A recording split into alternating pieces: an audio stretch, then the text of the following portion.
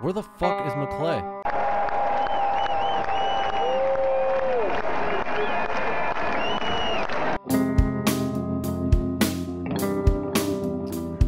Action. We are brought to you by Bang Salon. Come get all your hair needs, including cuts, natural colors, vivid colors, extensions, shampoo and stylings, all under one roof at Bang Salon. Find and message Bang Salon on Instagram at Bang Salon, at BANGDSALON. Use promo code Bogcast for 20% off your first visit. So come on down and get banged by Jordan. But if you really try to bang her, fucking kill you.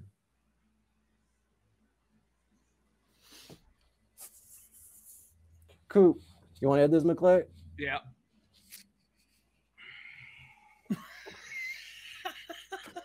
I want to give some shout outs today. Shout out to Hempful Farms, Chris Martin at Hempful Farms. We've been kind of going through this whole self-quarantine stuff, and I've seen a couple of videos that he's been putting out, and he's been kind of showing some cool stuff, and his latest video really blew me away. It was cool to see that he's displaying artwork of inmates at his shop right now, and some of these artists are absolutely amazing. So, but he was just on my head because I recently watched it. So shout out to Helpful Farms. That's a business that we all need to kind of help out online if we can while this is all going down. So also shout out to Jesse James Comics and Dreadnought Comics in the local Phoenix area. Two shops that I recently went to, and I just want to say I hope you guys are doing good. I know Jesse's going to be doing great. If there's any way you guys can get to their online presence, you can find Jesse on Facebook, Jesse James Comics. He has a killer live Facebook feed. And I want to give another shout out to my homies at Absolute Geek, which include our guest today, Kyle Stinson. What's up, brother? What's up, man? How you doing, dog? How do I get one of those? Here, dude. I can get you one of those. Yes, sir. We have the Kyle Signature Series shirt that just came out. Yeah. How do I get one? You order. We got an Etsy store, and I have no idea what it's called. Well, tell me after, and then I'll put the link up. All right, cool. Sweet. Yeah, my girlfriend wants to start an Etsy shop and shit. Do you run it? Oh, Our shirt guy runs it. Cool here, dude. McClay. We just he makes us the shirts. We just have them up there, and you just order them, and he makes them and just ships it out to you. It's pretty dope. Right on. Yeah, dude. I think that shirt is so genius.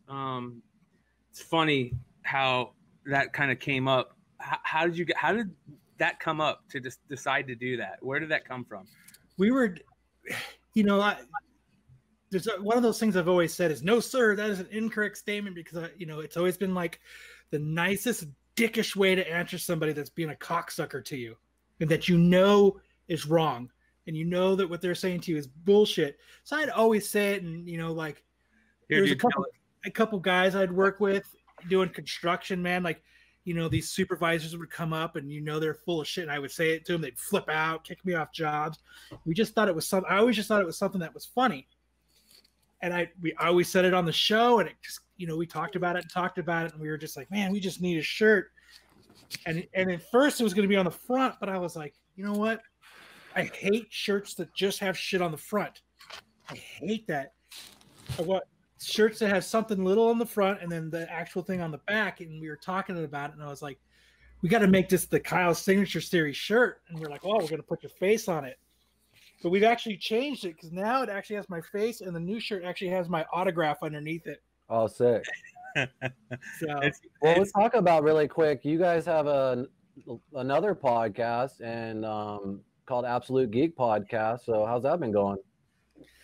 It's been a blast, man. It's crazy. Just, you know what it is? It's just 100 for me. It's 100% getting to kick it with some comic book buddies, a good friend, all around friend, and Kyle. Kyle's one of my best friends, and it's cool just to hang out and then talk comics with people, kind of nerd out, and that's kind of what we do. It's kind of just real good friends, just kind of bullshitting. For people that don't know, Kyle's been on the show before, and but for people who don't know, talk about the kinds of things. It's obviously comic books, collectibles. we've talked about everything from comic books to selling to Brian getting a chickening out on his fucking what were you gonna get? A Wayne Gretzky rookie card? No, when you're gonna get that thing inserted into your butthole. What? Oh my! No, we talked about it on the. Oh podcast. yeah, you did chicken out on that. No, I didn't. Yes, you did. You chickened out. I'm glad you brought this up, Kyle, because I've been meaning to ask him about that. I didn't. What the fuck happened? Because your asshole needs to be checked more than anyone's asshole that I've ever met. God knows, bro. Your fucking chair, I could smell it from here right now, bro. It stinks. You're so full of shit, bro. I'm serious, one dude. thing that I do not do that stink. There is fucking something that I grew up in a household that cleanliness is a must. So you ain't getting no stink from me. So You did chicken out though. But here's what happened. So if you remember, nuggets stuck. That's all. If you remember, but this is kind of crazy because we were talking to another friend of the show. Mike, McClay, can you get closer to the mic? It would sound way better. Sorry, bro. There you go. Fuck, man, still being a producer. Quit being a noob. Well, we were talking with Brian Tessera, and he brought up how this crazy virus that's going around might have been here for a while, like even last December. And if you guys will remember, the reason why I couldn't get the colonoscopy done is because I got so fucking sick. You remember I was so sick I had to go out on sick leave at work. I had the fire department called on me because I passed out at work. And the colonoscopy people are like, no fucking way are we doing any type of surgery where you have to go out if your lungs are fucked up. And they canceled the surgery, and then I fucking left my job. So now I just don't have the insurance. So hopefully I'll have insurance soon. And that's actually one of the first things that I'll be doing is resetting that up. There's a dude a couple doors down. He has a trailer parked up in his side yard where the RV gate is. He does them for about $150. Roto-rooters. He does some roto-rootering. So if you want to donate, pay now, and we'll get this done next week. Does he put a camera up there too? He puts anything you want up there. Long finger. Anything you want up there. Anything you want, he puts it up there. Yeah. No. But another crazy, that's the type of shit we talk about on Absolute Geek too. It's just we just fucking joke, man. It's also a fun place to make fun of each other. We're always cracking jokes on each other. And let me ask you guys this now, because I get all my comic knowledge from McClay. Like when you talk about shit, then I absorb that and then I go tell it like as if I know it and shit. But so how has this virus affected the comic book world, or has it even? It's brought to a standstill. Yeah. All the cons have stopped. So they're not even creating comics right now.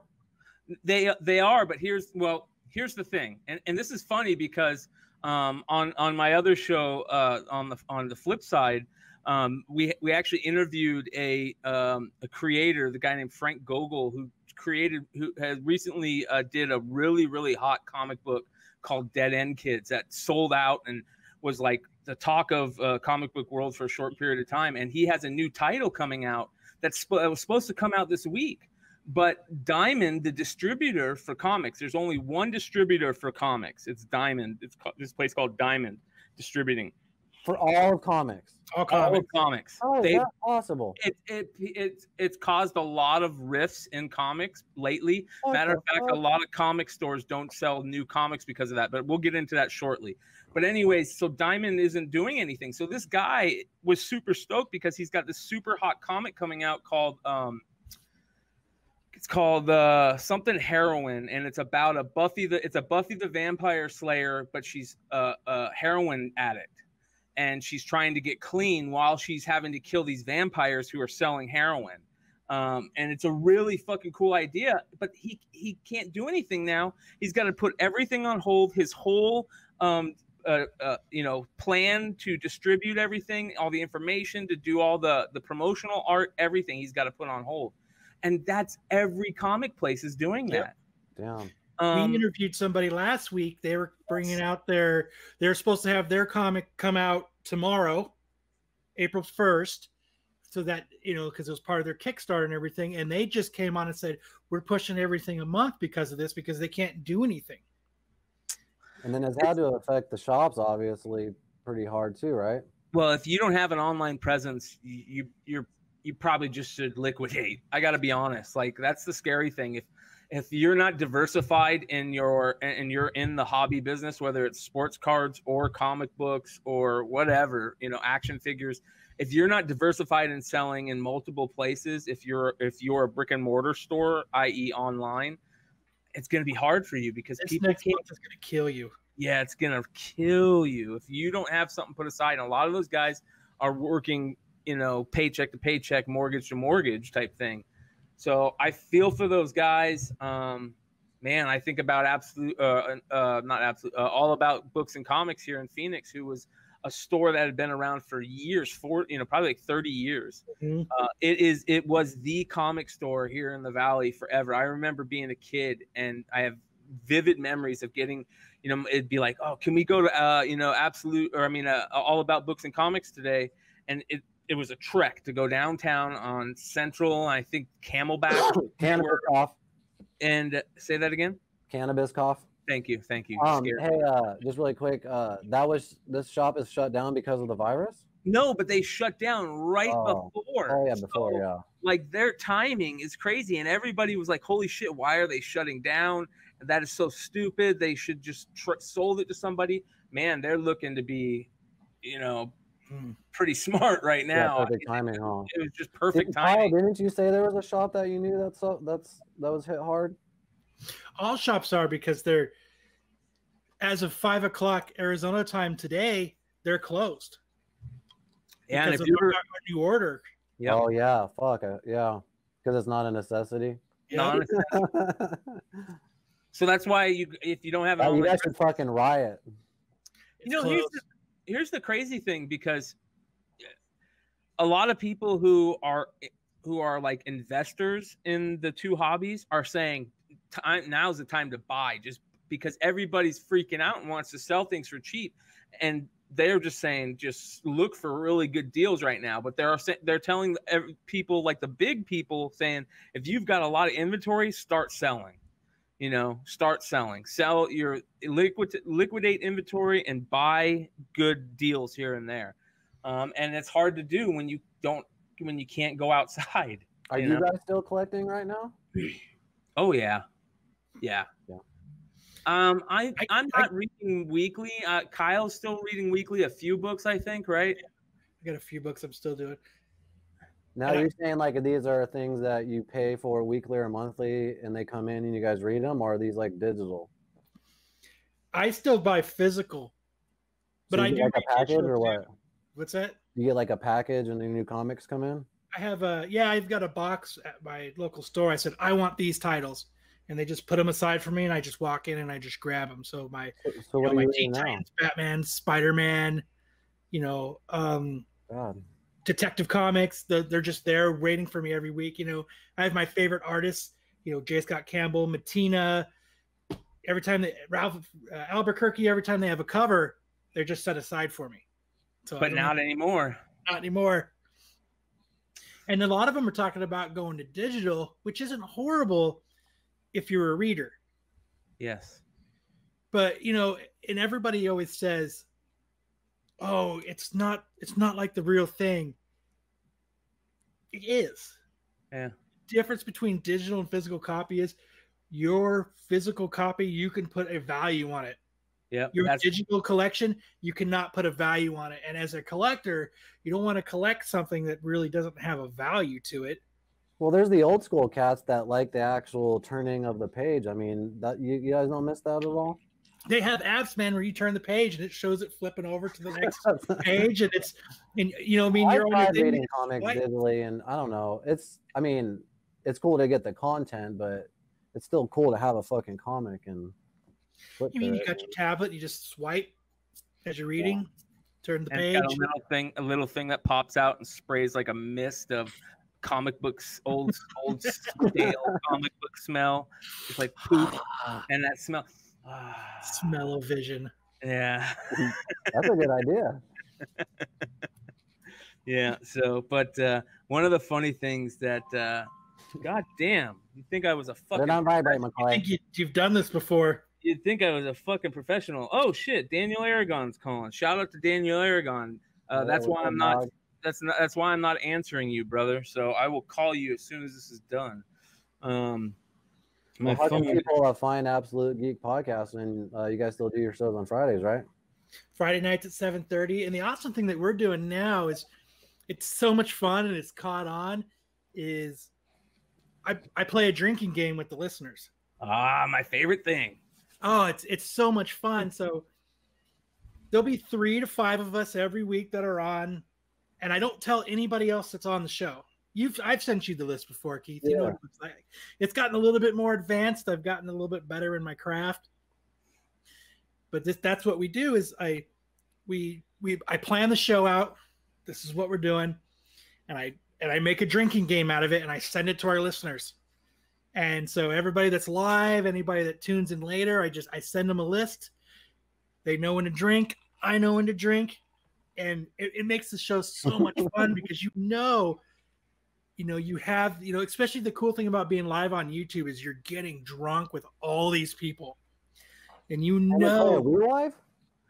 What's that? It says live on us. Are we live? No, we're recording, brother. Jeez. I was like, I don't know how to work this shit. Sorry, Kyle. No, it's no big deal. But it's a ton of fun, and it's just one more aspect of why I think like we're saying Absolute Geek is awesome. Is because it's something that you're just doing with your buddies. Yeah. This is something where I get to connect personally with the audience that listens to us. Because I know when this phrase is being said, they're taking a drink with me. So it's something that we get to do. And the other hosts don't know. Yeah. No, like I don't know. Matt, the other co-host, doesn't know. So there'll be shit that like he has put on the list for us that we don't know that we say all the time or when you go like this. Yeah, like when I go like this. Yeah, that's one of them. Like when I do this. Or when you see like when Little Mac walks by. Lanzia walking naked in the background. Yeah. You drink. Abby walks by, you drink. Whenever Kyle's son is screaming at Fortnite, deaths in the background. So it's I have all these things that we do, and I just have this Google list that I sent out with this link, and you can come, and it just makes it a lot of fun. I don't know. I like connecting with our listeners. I like knowing that our listeners are there. Yeah. And feeling like that I don't want them to feel like I'm the host of a podcast and you are my listener. No, you're my buddy that comes and hangs out with me every Friday night. And that's how I like it to be. I don't like it to be like I'm just some dude who gets drunk on Friday nights on YouTube. That's it. I think it's cool you guys do it live. It's different. Yep. You can't go back. Here's a perfect example. You cannot take anything back. And our other co-host at one point in a show literally put it out into the ether that he would wear a penguin costume, but just body paint, right? And a penguin costume. And we called him on it, and he had to do it. And he looked like a fucking moron, an absolute moron. Because you went and do it, huh? No, he did it. He did it. He did it. Where is this at? Yeah, and here's the best part. Kyle called me before the show and goes, "All right, everybody knows that we've been waiting to call Matt out on this. Do not say a word about it. Nobody recognize it. Nobody act like he has it on." So part of the drinking game, so that's a cool thing about the listeners. Another way to get them involved is, so part of the drinking game list was at the top of the list. It says, "Do not acknowledge that Matt is dressed like a penguin." Or the penguin. What episode number is this? It was like 4 or 6 episodes ago. Really? Yeah. I'll look it up while you're talking about it, Kyle. He was drinking. Yeah. Can you show it on here, McClure? Yeah, I'm going to. So how it came about was we were talking about the new Batman movie. And yeah, here it is. And Colin Farrell is going to be the penguin. And you're like, you can't have a skinny penguin. That's fucking stupid. And he was like, and he had a few drinks, and he's a bigger dude, and he was like, penguin needs to be fat just to prove that it's good. I'm going to body paint myself like the penguin and come on the show. And I was like, okay, you got it, dude. We're holding you to it. Awesome. And I think he would wear like a fat suit or maybe gain some weight or something for it, don't you? And we waited to Valentine's Day, so we gave it like 3 or 4 weeks. It was Valentine's Day now that I'm thinking about it, yeah. And sure as shit, man. And he didn't want to. He was like, "Fuck," but I was like, "All right, man. You've got it. There's got to be a plan to hold you accountable for it. If you don't do it, I'm gonna buy a big black dildo off of Amazon, and you got to wear that on your forehead like a unicorn." and I got to give it to Matt. I got to give Matt all the credit in the world.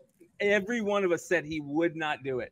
That he would find every way to get out of it, and he fucking did it. And you guys are just acting like nothing's nothing. We're acting like nothing's happening at all. For like, here, I'll play some of it. It's like 45 minutes at least. 40 minutes. Can you guys hear this? Yeah. So then I went in. I finally got in, and I feel bad though because I was talking to Chuck, and he was like, "All right, man, you can inform me."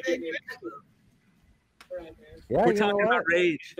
You called him out, and he did it, so you got to give him props. That's what I. Oh, hella mad props for it, because I mean, like, he had to buy body paint, he had to buy everything. Oh, he already had it. He wanted to do that for sure. You know what I'm saying?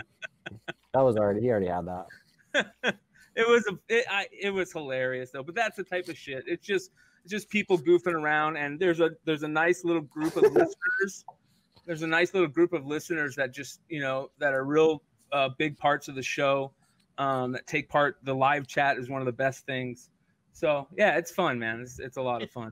Yeah, it's a great way to hang out, and like, because of the podcast, I've met some super cool people, and I think that people I never would have met in my whole life.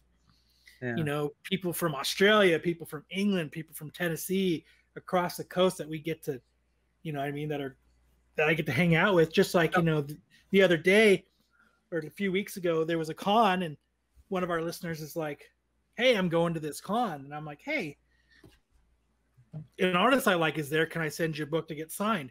I send it across the country. He gets this book signed for me, sends it off to get graded for me. Well, I mean, I paid for it, but he takes it, he gets it graded for me, and I just got it in the mail the other day, and it's just unreal. Cool. The community just fucking. A dude sent Kyle a $200 bottle of whiskey. Yeah, he was talking about that. Mm-hmm. Yeah, it's just fun. It's fun shit. It's so awesome. Just meeting everybody. Just like we had a listener that we were all supposed to meet up with at WonderCon, but WonderCon got canceled, and we were going to give her a shirt, one of these Kyle shirts, and it got canceled. And I was like, "Well, we'll go ahead and send it to you anyway." And she got it in the mail today, and she's like, "Holy fucking shit, I actually have that shirt!" And like, she's just excited that she gets an Absolute Geek shirt. I just that's tight, dude.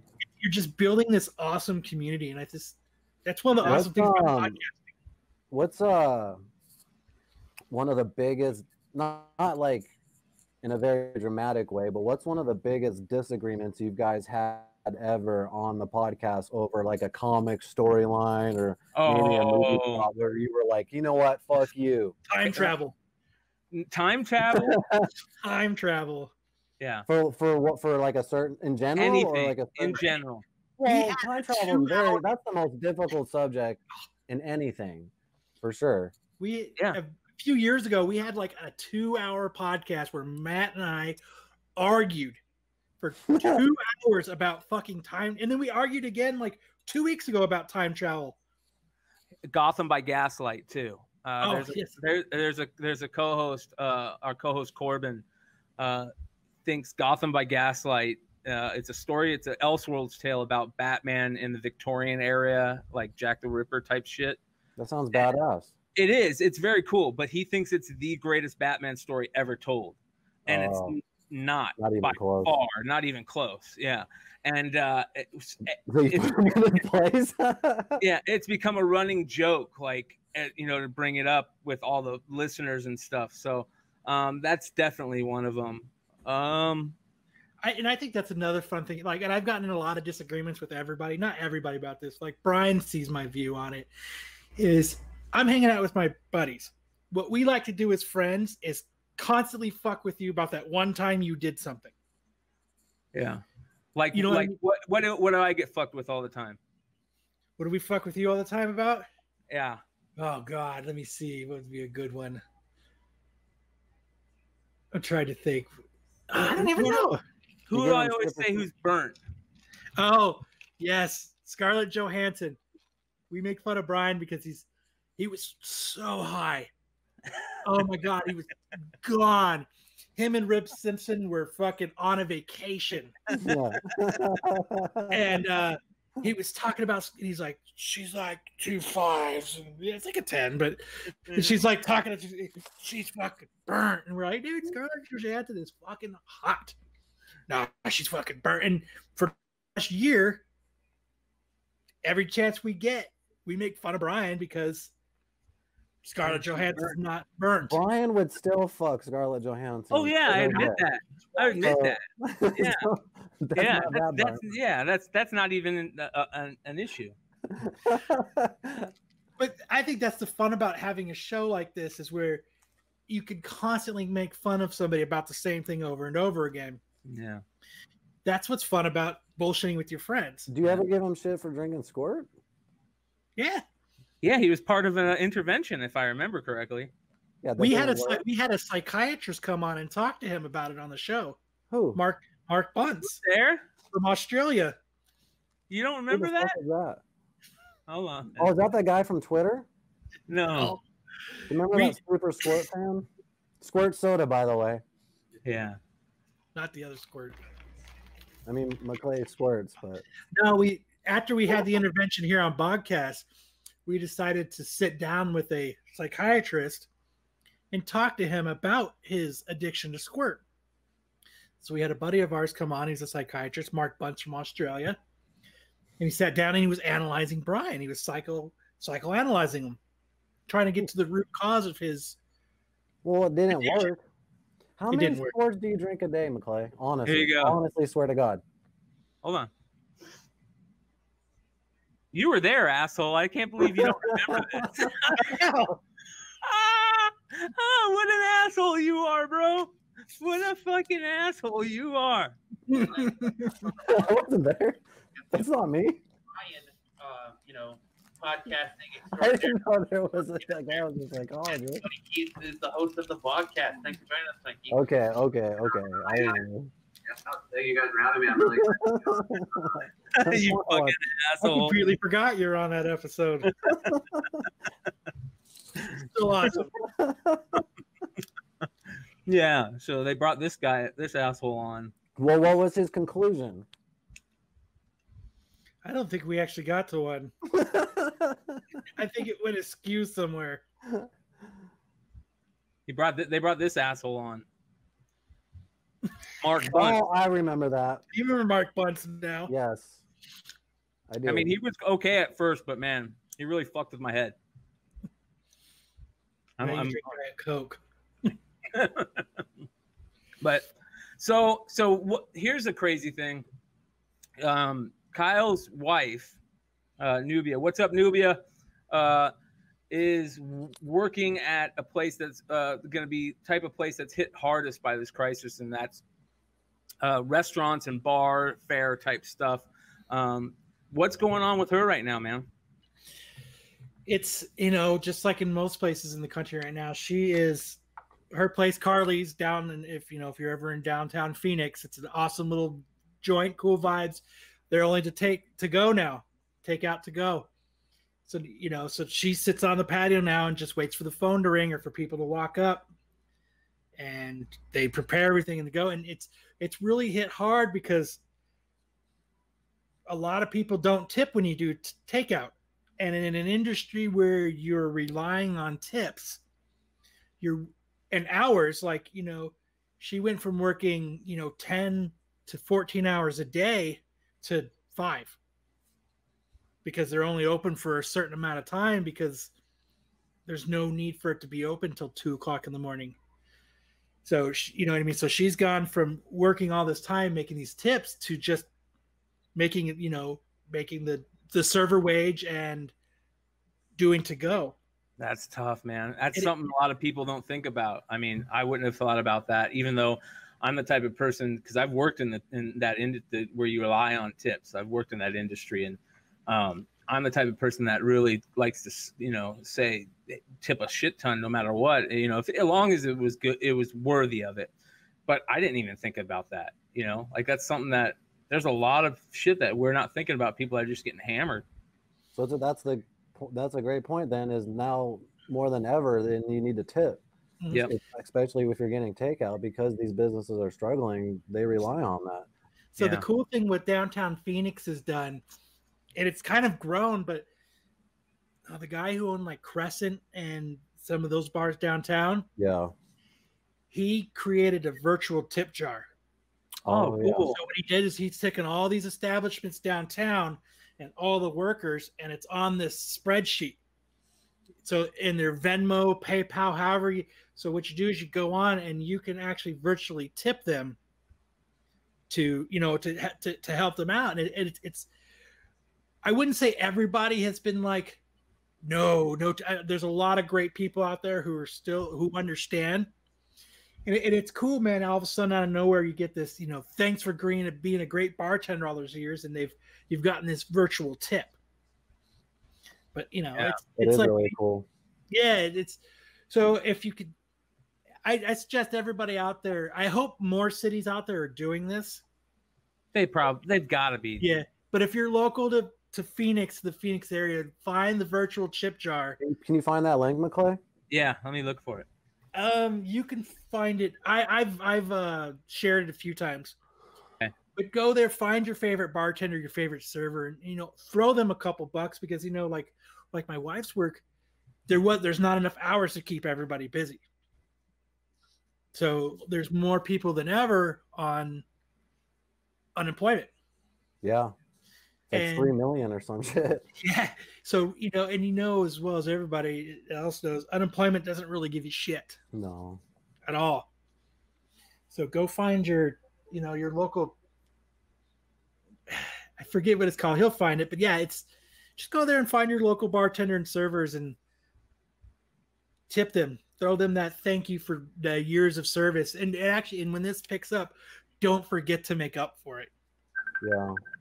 And honestly, the sad state is some people are scared to get takeout and food now because of the virus, as more people are eating at home. So that has to have a huge impact too. It is. It's there's days where she's like, fuck, I was there for 5 hours and 4 people got food. Oh man. But then there's other days where she's like, everybody, people get tired of eating at home.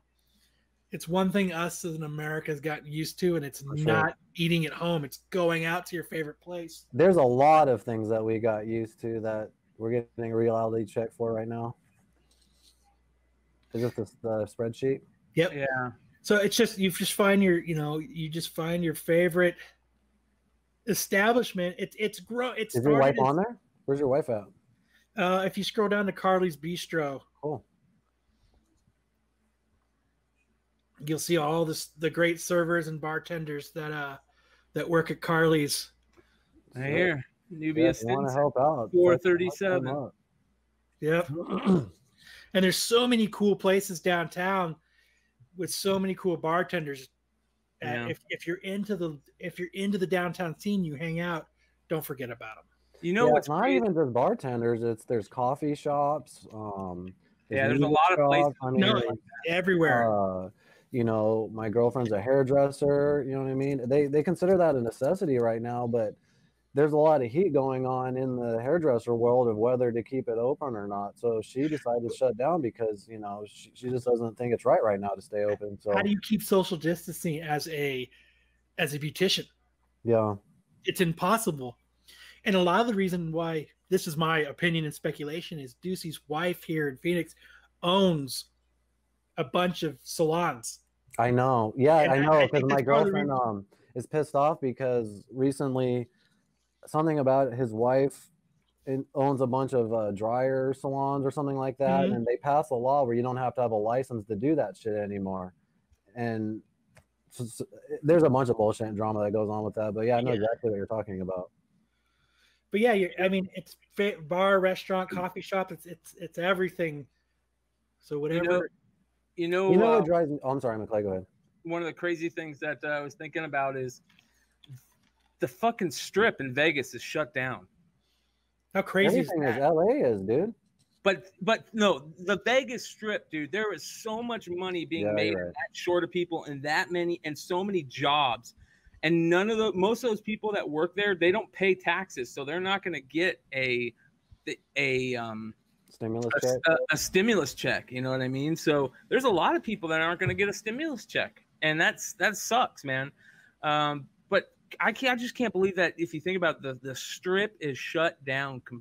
I don't think that's ever happened. Even when the shooting at Vegas happened a couple of years back, there was people on the Strip. They never left. They still stayed on the Strip. They party. They're still partying. There was live fire happening. People running down the street bloody, and the Strip still went on like normal.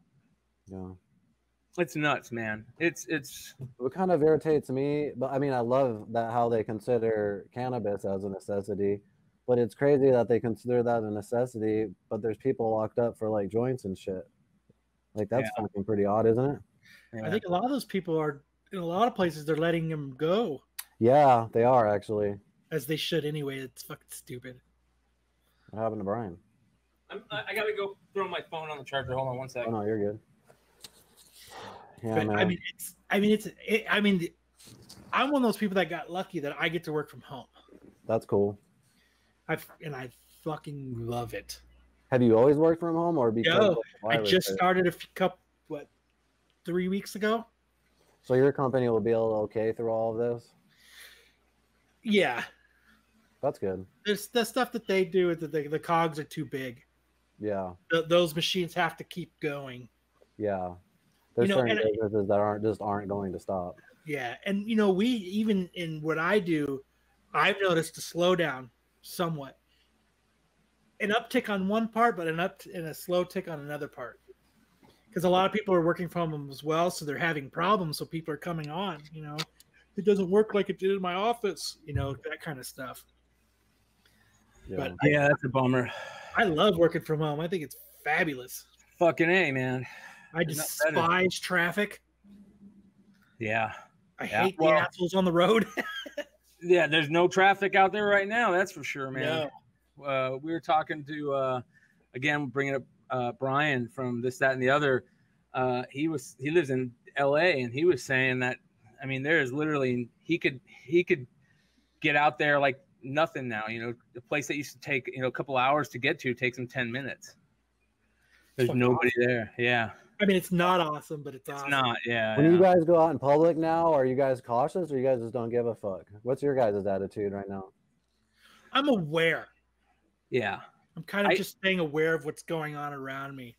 I know, but are you staying in your home? Or are you still going out as normal? And No, I stay home. I mean, the only places I've actually gone is like, now I'm excited to go to, we need to go to the grocery store to get some milk. Let's go. That's kind of my going out now, is just when I have to go to the grocery store. Yeah. Yeah. Just like yesterday they called that our order today at 5 p.m. It's our month lockdown where you could only go anywhere that's essential. So I was like, well, we better go to the store to get a few more things. And there was people there just filling their carts up to the brim.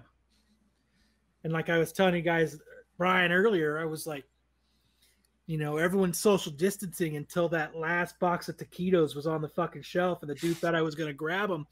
Social distancing was out of the picture so that he can get that box of taquitos. Yeah. You should have coughed on him. I thought about it. No, don't do that, Dave. No. I coughed in the supermarket the other day and I had to yell out cannabis cough. Yeah. Yeah. That's what sucks as a cannabis smoker nowadays is you can't even cough around anybody. Everyone looks at you. No, you got to fart to cover it up. So that's more socially acceptable now. There's going to be shirts come out that say cannabis cough. Our shirt. I just want to wear one that says that. I swear it's a cannabis cough. Yeah. No. Oh man, that's fucking funny. Right on. Well, back to the comics and shit, I guess. I kind of wanted to talk comics with you guys and stuff. I mean, I don't know. Let's do it. Let's do it. Well, I know you said what you were reading recently, Kyle. What are you reading, Brian?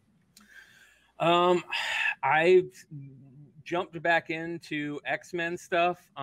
We read Power of X, House of X on Absolute Geek, and kind of grabbed me again into the X-Men world. Basically what happened is they did a complete reboot of the X-Men world, and I really like the writer who's doing it, and they've broken off from the main story into 4 different titles, and I started reading one called The Marauders, and it's really good. It's just X-Men stuff. You have to be an X-Men fan. Like if you're an X-Men fan, this stuff is going to make you excited again. It's like you're back in 90s, X-Men world with Jim Lee and cool Chris Claremont stories, and really nostalgic but it's going in a cool direction.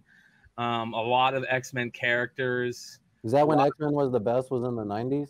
That's when it was for me. Because cartoons or just because of the comics? Oh, I got started on the comics. I mean, I got started when Jim Lee got big in X-Men. For me, I was getting into comics in '88. I got into comics right before What comic got you into it? Batman, a Joker comic. How'd you get it? Toys R Us. You just randomly, like you were just there?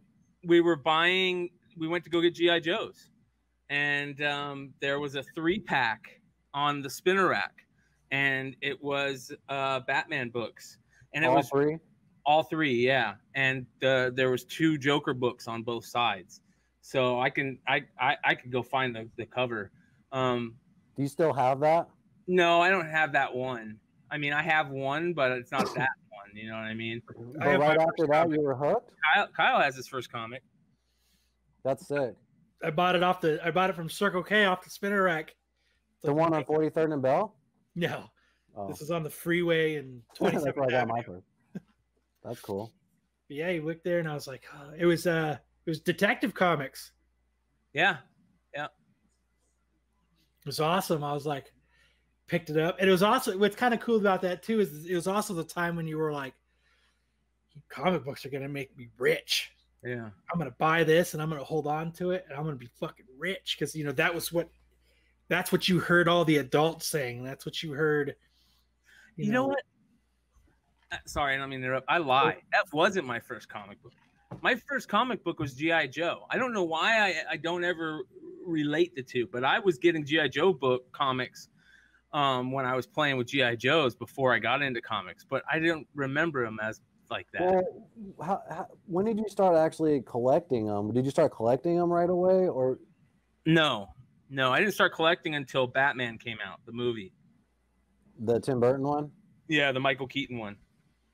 Remember that? That was crazy. Yeah. I had a poster of that, of Michael Keaton and Batman in my fucking bedroom, dude. That was the baddest movie ever. I used to make movies as a little kid. I would make my own fake like VHS tapes, and I cut the Warner Brothers logo off the Batman and put it on like my movie to make it seem like it was like made from Warner Brothers and shit. I fucking watched that Batman probably a billion times. Oh, it was mind blowing. Yeah, I was such a fan of the Joker, and that movie just made me become like a mega fan of the Joker.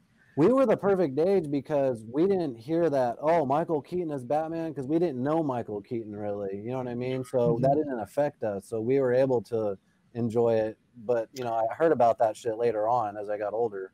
So I remember going to see it, and when we went to go see it, it was so packed that there was like 10 to 15 people sitting on people's laps, in the theater. It was so packed.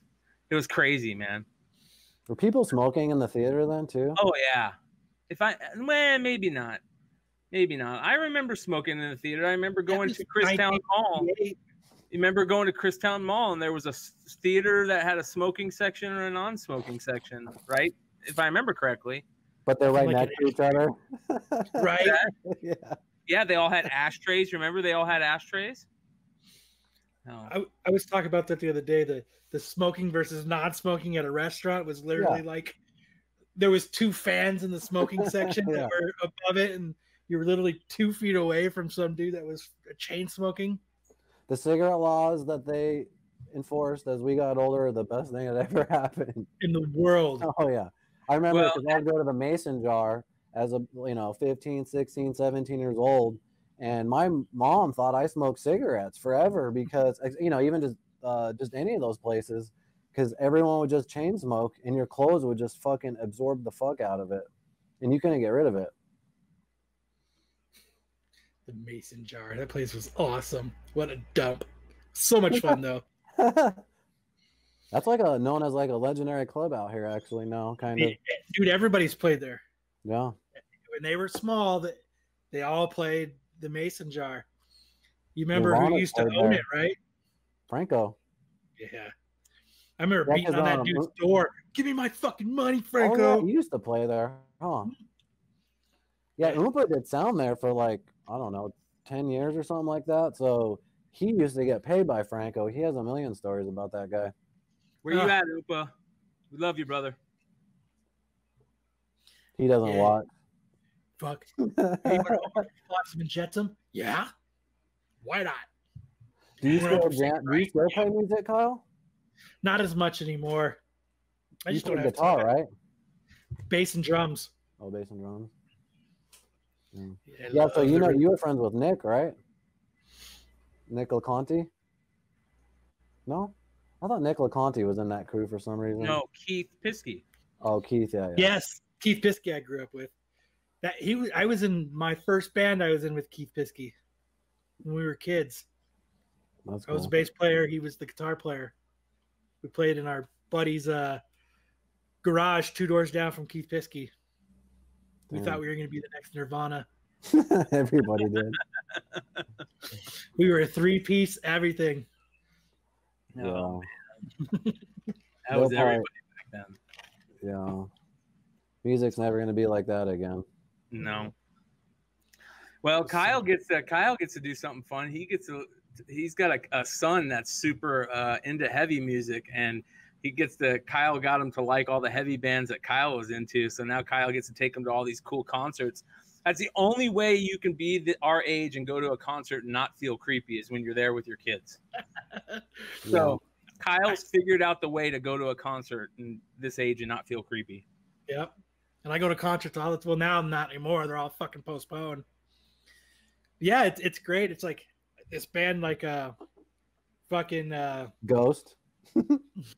No, that's the one band my boy doesn't like. Oh. You've seen them live though, haven't you?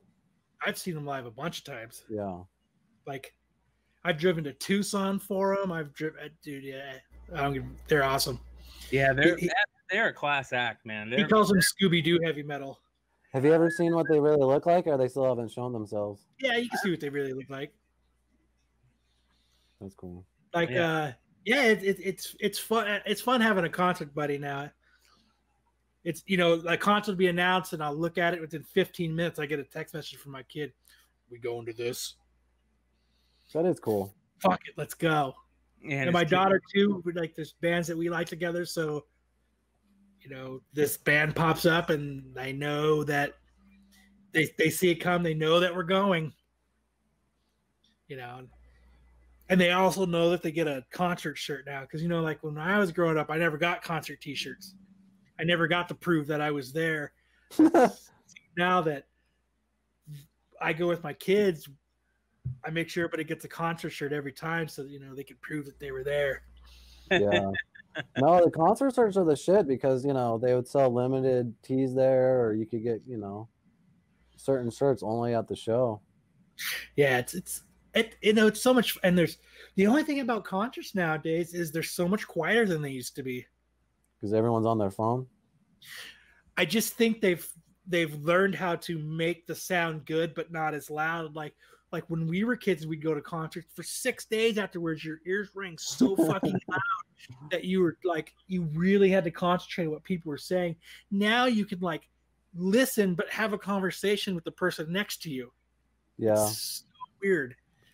But yeah, I think the equipment has just evolved over time, and they just don't need the AC/DC wall of fucking amplifiers, Well, that's speakers. usually for show anyway. They're only putting a mic on one or two of the speakers. You know what I mean?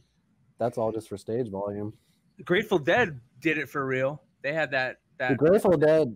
I highly suggest watching that Grateful Dead documentary. What is that shit On the called? Road or something like that. Or I'll look it up right now. Yeah, that is one of the greatest music docs. I can watch a music doc on any band, even a band I don't like, just because I love watching behind the scenes shit on that. But it's so this made me like the Grateful Dead. Strange Trip.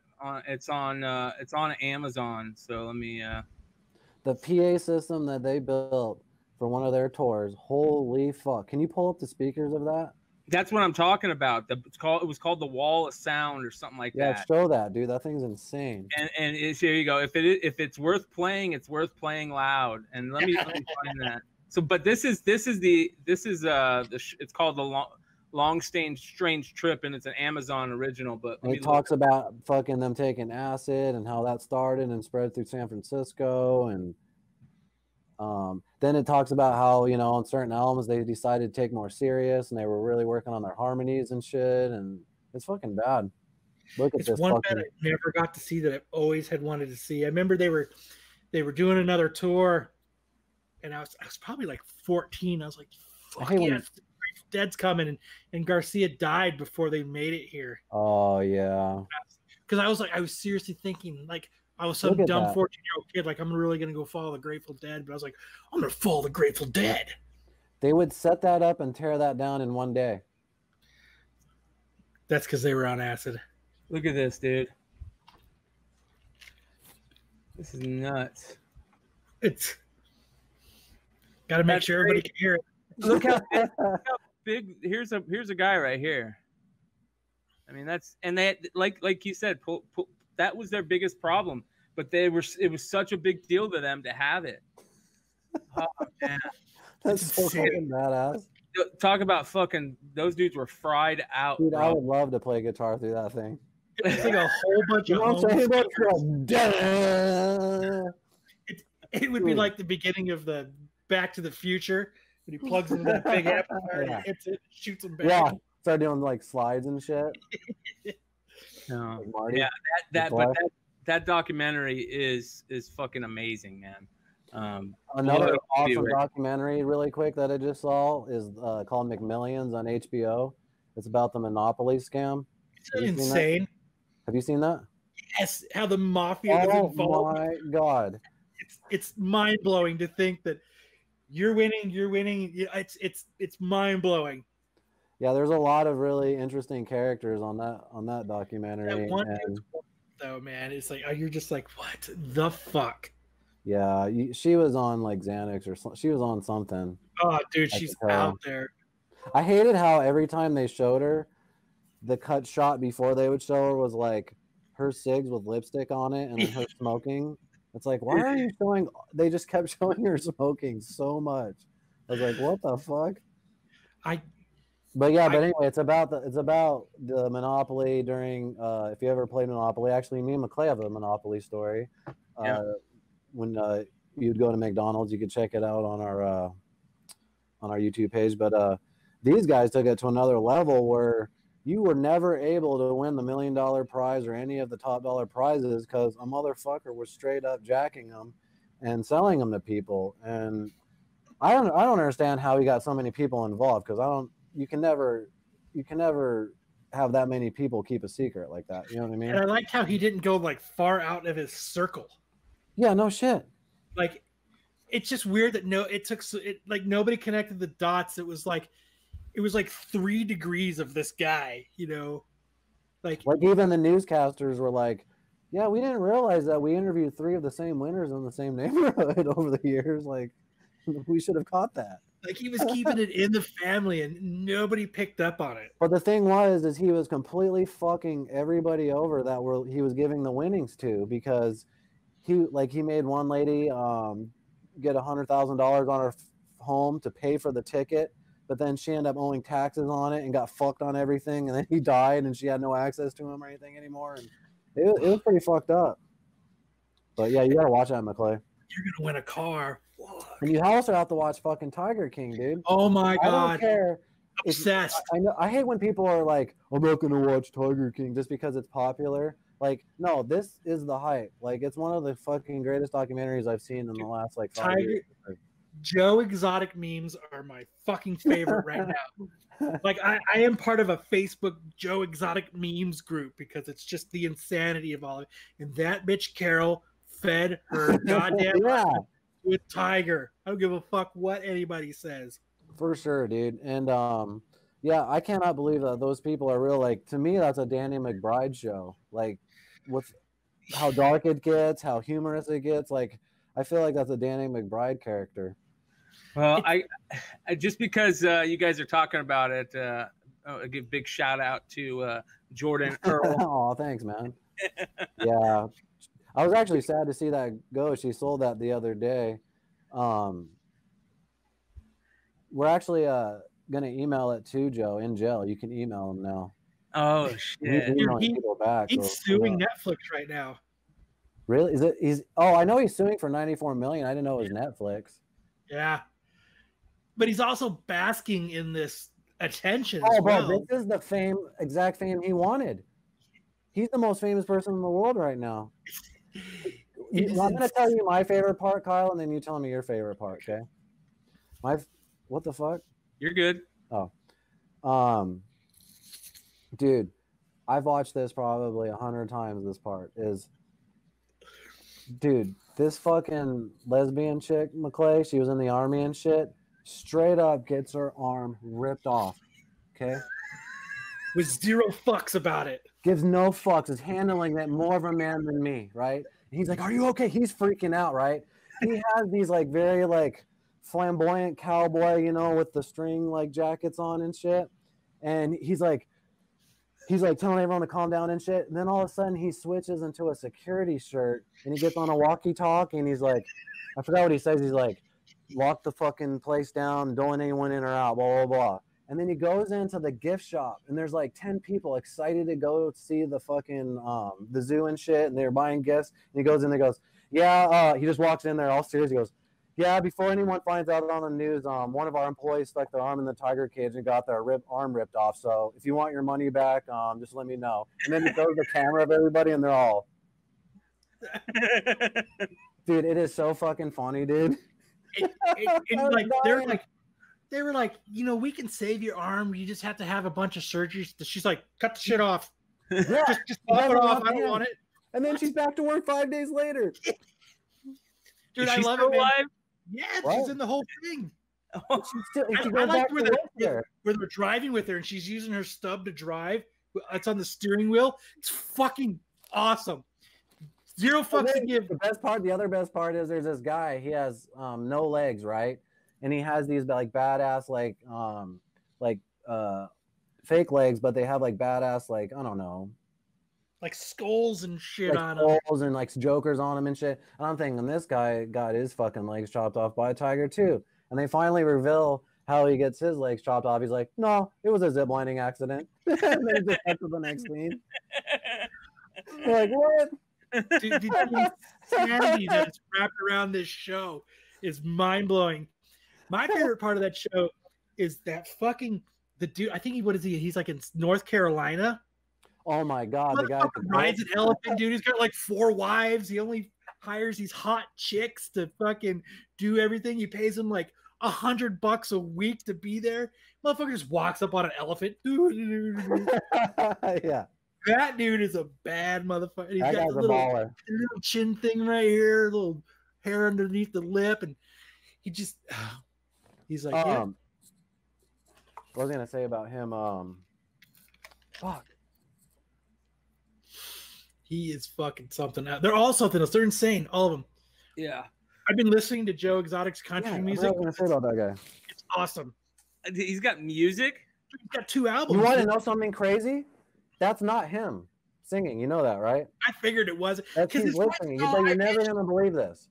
Jordan gets a text from her stepmom saying, "Yeah, I know the guy that sang those songs," and we're like, "What?" Because I actually thought it was Joe. And then we're like, she's fucking crazy. What is she talking about? And then she says the name of the guy, and we Google it, and sure as shit, he sang all those songs, and I thought it was Joe the whole time. And then I watched it again. I'm like, how did I not realize this was not him? I love that one. The one song he doesn't sing, but he's got the video for. Is he's singing? Okay, past that. And he's singing to his one of two of his husbands. Oh man, he's just looking at each other. Yeah, he has two gay husbands, bro, and they're not gay. Dude, what tigers and meth will do to you, man. Do you think they were fucking or what? Because they said they weren't gay. Yeah. They were totally, they loved the cock for a while. There's no ifs, ands, or buts. It was in the butt. Yeah. It was like a train. Oh, dude, it was crazy. Dude, everything about that show, like, you know what? It came at a perfect time for what's going on right now. I was watching all these really sad documentaries, like the fucking Gabriel Hernandez one, and then all this virus shit coming on, and then this actually took my mind off stuff for a little bit and made me realize, wow, there's some fucked up motherfuckers out there, and you cannot write this shit. So we have a couple listeners in Oklahoma, so I messaged one of our listeners, and I was like, hey, did you get to the Joe Exotic?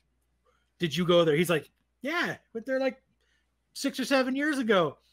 And I was like, was it fucking awesome? He's like, dude, they are so tweaked out. They're so methed out. But it's fucking awesome. He said it was awesome. You get to pet baby tigers. There was tigers. He said it was phenomenal. He said it was awesome, but you could tell that they were on a different plane of existence. Yeah, so Joe obviously had like the ghetto tweaked out version of a zoo, and the guy in North Carolina, Myrtle Beach, had a very nice, more expensive zoo, obviously. But well, actually, I remember what I was going to say about him. My funniest parts about with that guy was when they would show him be like, hey, why don't you guys shoot me like answering the door? Remember that? And then they show him answering the door. He's like, hey guys, like they're like he was like directing and shit. That was so funny. And it's funny too, is like they all have like music videos. Like even the Carol chick has this like music video. Like they're all like, are we allowed to play a music video of his on here or no? The music rights or we'd probably get demonetized. We'd probably get a strike against us. Yeah. But we're getting close to the end of the show, so I just want to ask Kyle, where can they can find you at Instagram, obviously, at let me throw that shit up there at Kyle6479 to get, if you guys want to get part of the drinking game for Absolute Geek, contact Kyle on IG or contact Kyle on the Facebook page, the Absolute Geek page too. Get a hold of Kyle, and Kyle will hook you up. And definitely check out Absolute Geek every Friday night, 7:30 p.m. Eastern time, or 7:30 p.m. Arizona time. Play the drinking game, man. It's a fucking blast. I've thrown up more than once because of the drinking game. Yeah, it's fun to watch Kyle get completely shit-faced. Because he plays along with you, so. Yeah, the other thing I do too is, now that we've derailed back to the drinking game, is so I don't want anybody on the show to pick. The reason I don't tell anybody on the show what the keywords and what it is because I don't want I want everything to stay natural. So like if Iron Man was a keyword, I don't want someone to go Iron Man, Iron Man, Iron Man, Iron Man. I just want it to be natural discussion. So the way I think in my paranoia is, well, if they see me drink, they're going to think it's a keyword. So I drink to the keywords and then I drink in between. So nobody knows. And he's hammered. And I will just, there's times like within like 30, like we were interviewing guys last week. I probably drank almost a fifth. And I was fucking obliterated. And then there's a while back. Oh man, I was so drunk. It gets really belligerent. Really belligerent. It's hilarious. When I start reading misconnections, as you know, that I am super drunk. Trying to read misconnections. You, blue shirt, me, red car. We looked at each other. Let's talk. Like that's how you know when I want to read people's misconnections. That Friday nights at like 8 p.m., right? 7:30 Arizona time. Yeah. Right around there. We're never usually on time. You want to do shout outs real quick? Yeah, shout out to This, That, and the Other. Check out This, That, and the Other on YouTube and their podcast. They're on Facebook also.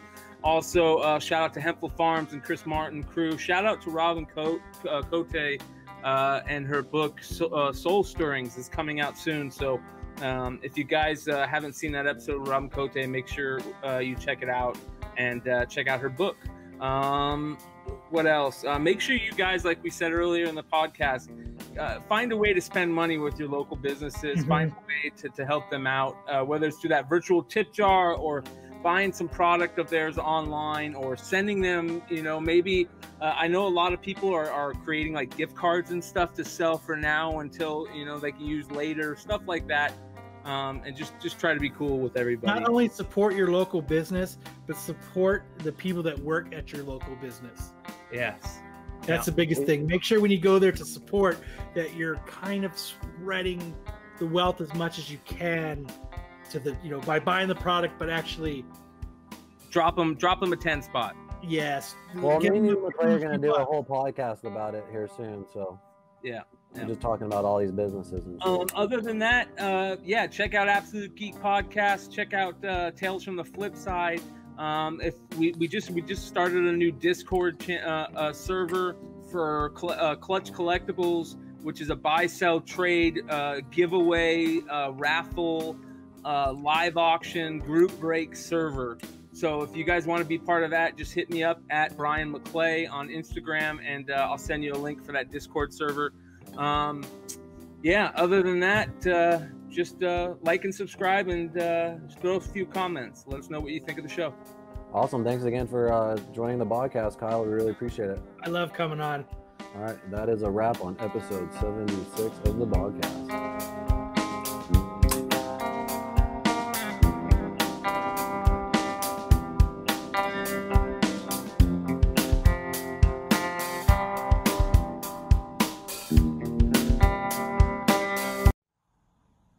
Bang!